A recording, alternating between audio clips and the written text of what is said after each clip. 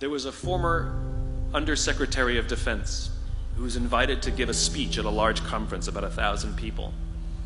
And he was standing on the stage with his cup of coffee and a styrofoam cup, giving his prepared remarks with his PowerPoint behind him.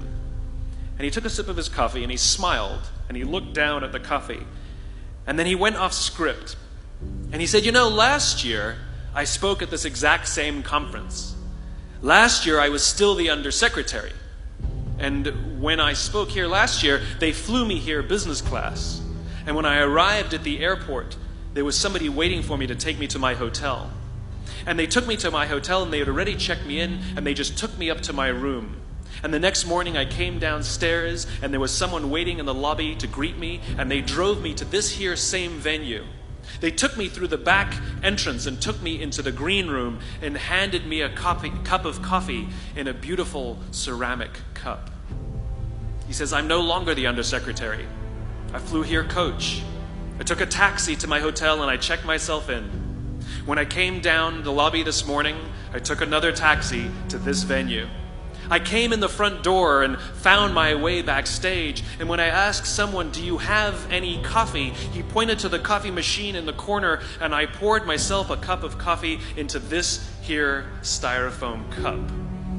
He says the lesson is, the ceramic cup was never meant for me. It was meant for the position I held. I deserve a styrofoam cup. Remember this.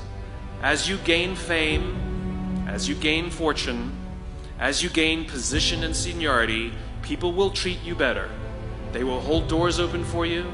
They will get you a cup of tea and coffee without you even asking. They will call you sir and ma'am, and they will give you stuff. None of that stuff is meant for you. That stuff is meant for the position you hold. It is meant for the level that you have achieved of leader or success or whatever you want to call it. But you will always deserve a styrofoam cup. Remember that. Remember that lesson of humility and gratitude. You can accept all the free stuff. You can accept all the perks. Absolutely, you can enjoy them.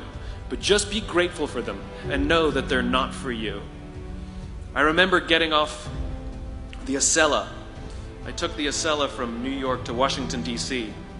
And I got off the train like everybody else.